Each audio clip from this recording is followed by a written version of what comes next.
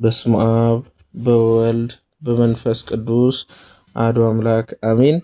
የተወደዳችሁ እግዚአብሔር ቤተሰቦች በዛሬው ዕለት የምነግራችሁ እጅግ ወሳኝ ነገር ነው። እንግዲህ እስራት ከባድ ነው። ከዚህ የመንፈሳዊ እስራት ከባድ ይሆናል ማለት ነው። መተት ሲታደስባችሁ የሚታዩ ምልክቶችን ዛሬ እንነጋገራለን። ጠቃሚ ናቸው እነዚህ ነገሮች። ምልክቶቹን አውቆ ህይወትን ማስተካከል ደግሞ ምልክቶቹ የታዩበት ሰዎች ነው። ይሄ ምልክት በአብዛኛው ይታያል።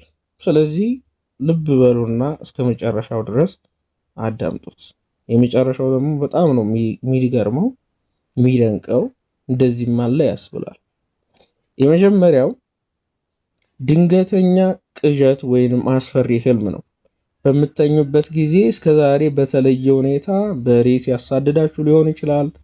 እጅግ አደገኛ የሆኑ በአካልም በአይታችኋቸው የማታውቋቸው አስፈሪ አውሬዎች ሲያሳድዷችሁ ወይ አብሯችሁ ሲሆኑ ወይ እነሱ ወዳሉበት ስትጣሉ በጨለማ ቦታ ስትገኙ የሮጣችሁ ማምለጥ የማትችሉበት ሄዳችሁ ሮጣችሁ ሸሽታችሁ መሄድ የማትችሉበት የጨለማ ግዞት ውስጥ እንግዲህ በህልማችሁ ነው። እነዚህ ነገሮች በምታዩበት ጊዜ እንግዲህ የነበረባችሁ መተት የተደረገባችሁ ስራት እየታደሰ እንደሆነ እናንተ ላይ ሌላ እድሳት እየተካሄደ እንደሆነ እናንተ በመንፈሳዊ ሳትነቁበት እንደገና እየተጨመረባችሁ እንደሆነ ያሳያል። ሁለተኛው ያልተለመደ ፍርሃት ነው። ያልተለመደ ፍርሃት እስከዛሬ የሰው ጥላ ያስፈራችሁም ይሆናል። ኮሽታ ያስፈራችሁም ይሆናል። ሌሊት መባነን የተለመደ ይሆናል በዚህ ጊዜ ውስጥ ማለት ነው።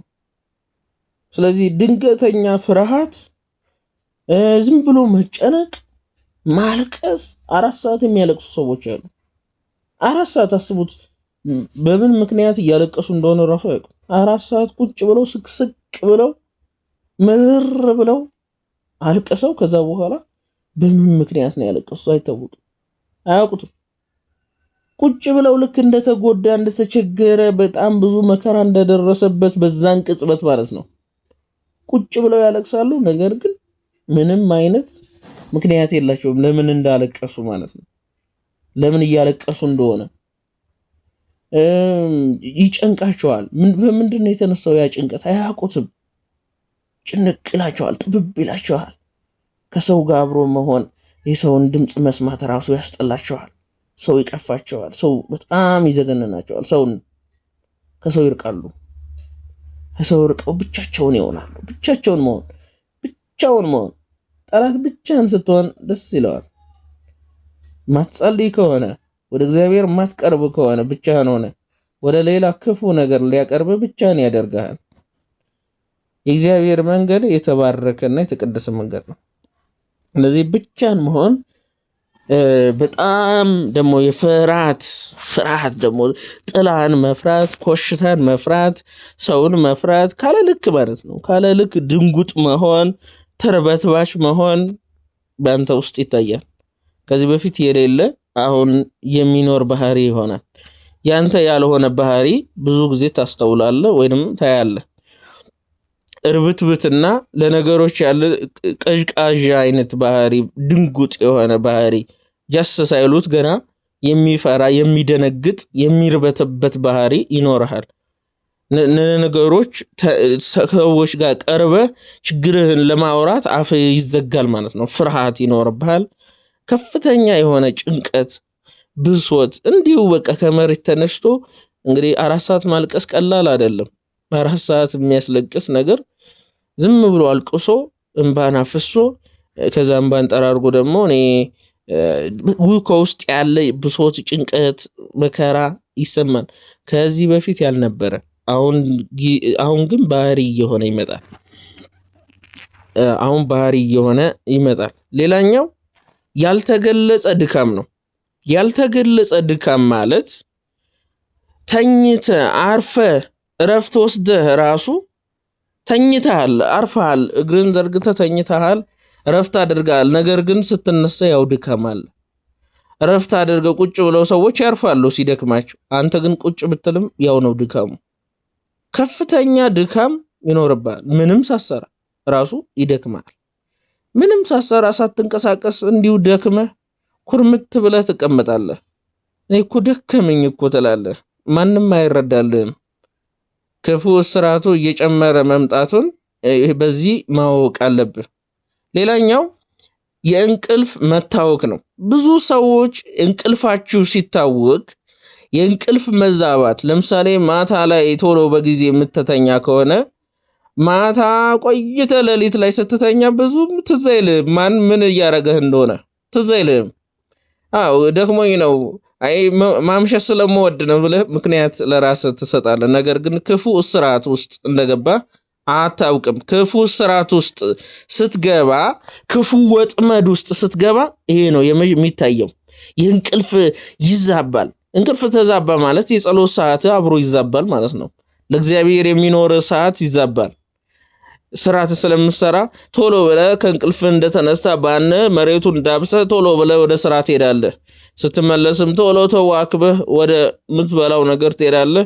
ከዛ ትተኛለህ ወይ ታመሻለህ። ዝም ብለህ አልባሌ በሆነ እግዚአብሔርን በማይገልጽ ነገር ስታወራ ስትቧልት ስትናገር ትውላለህ። ዛሬ ቴክኖሎጂ ብዙ ነው ያንን የሚያዳክም እሱ ላይ ትውልና እግዚአብሔርን የምታስብበት ጊዜ የለህም። ትተኛለህ። ምክንያቱም እንቅልፍ ተዛብቷል። እንቅልፍ ተዛብቶ ነው ያለው። እንቅልፋችሁ ሲዛባ እንዲሁ የዋዛ እንዳይመስላችሁ። እንቅልፋችሁ ሲዛባ መንፈሳዊ ጥቃቶች እየተፈጸመባችሁ ነው። ማስተካከል አለባችሁ። ቁርጥ ሆናችሁ በዚህ ሰዓት ነው የምተኛው፣ ይሄ የጸሎት ሰዓቴ ነው ብላችሁ ማስተካከል መንቃት ያስፈልጋል እንጂ ዝም ማለት አያስፈልግም ወንድሞቼና እህቶቼ። ሌላኛው ተደጋጋሚ መጥፎ አጋጣሚዎች ይመጣሉ። ከዚህ በፊት መጥፎ አጋጣሚዎች ወደናንተ የሚመጡት ወይ የሆነ መጥፎ ነገር አድርጋችሁ ወይ በቃ ቢታወቅ ነው መጥፎ ነገር የሚመጣበት አሁን ግን በጣም በተደጋጋሚ የመጥፎ ነገር ምሳሌዎች፣ የመጥፎ ነገር ቤት ትሆናላችሁ። መጥፎ ሁኔታዎች በሙሉ ወደናንተ የሚያንኳኩ ይሆናሉ። መጥፎ አጋጣሚዎች። ለምንድነው ይሄ የሚሆንበት ምክንያት? እንድትጨነቁ በቃ ብሶተኛ እንድትሆኑ እግዚአብሔር እንድታማርሩ ለዳቢሎስ መጥፎ አጋጣሚዎችን በሙሉ ወደናንተ ያመጣል። እናንተም አትጸልዩም፣ አትሰግዱም፣ እግዚአብሔርን ስም አትጠሩም። መጥፎ አጋጣሚዎቹ በእናንተ ውስጥ ይከሰታሉ። መፍትሄው ምንድነው? የተዋደው ልጆች መፍትሄው መንበርከክ ነው። መፍትሄው መጸለይ ነው። ወደ እግዚአብሔር መቅረብ ነው። ወደ አባቶች ንስሐ መግባት ነው። በዚህ ስራት ውስጥ ያላችሁ እግዚአብሔር ይፍታችሁ። በእውነት እግዚአብሔር ይፍታቸው። ከሳች እግዚአብሔር ከእንደዚህ አይነት ስራት እንዲፈታቸው እግዚአብሔርን የሚማጸኑ ጽሁፎችን እንድጽፉ የተዋደው ልጆች እግዚአብሔር ይፍታኝ በሉ። አዎ አባቶችን ለማናገር ቀረብ ብሎ ችግራችሁን፣ ይሄ ሐኪም የማያውቀው ችግር ነው። ይሄ ችግር ሰው አይረዳላችሁም። ገና ዳቢሎስ የለም የሚል ትውልድ ነው ውስጥ ነው የምትኖሩት። ስለዚህ ወደ እግዚአብሔር ቀርባችሁ እግዚአብሔርን ማዳን እንድትጎበኙ የተዋደው ልጆች ጠይቃችኋለሁ። እመቤቴ ቅድስተ ቅዱሳን ቅድስት ድንግል ማርያም ከእንደዚህ አይነት እስራት ትጠብቀን። ያልተያያዛችሁ እንግዲህ ብዙ ሰው ነው የሚያዘው በእንደዚህ አይነት ነገር። እኔ ምንም አላረኩም አይሰራም። የተዋደው ልጆች እኔ ጠላት የለኝም አይሰራም። ቆመ ስትሄድ የማይወዳለ ምንም ማድረግ አይቻልም። እግዚአብሔር ልጆች እንዳሉ ደግሞ ግብዛውን ልጆች አሉና በዚህ ምድር ላይ ክፉ ካልሰሩ ደስ አይላቸው፣ መልካም ማድረግ አይመቻቸውምና አንተ ራስህን በመንፈሳዊ አብቅተህ እንድትጠብቅ ከወዲሁ መልእክቴ ነው። ይቆየን።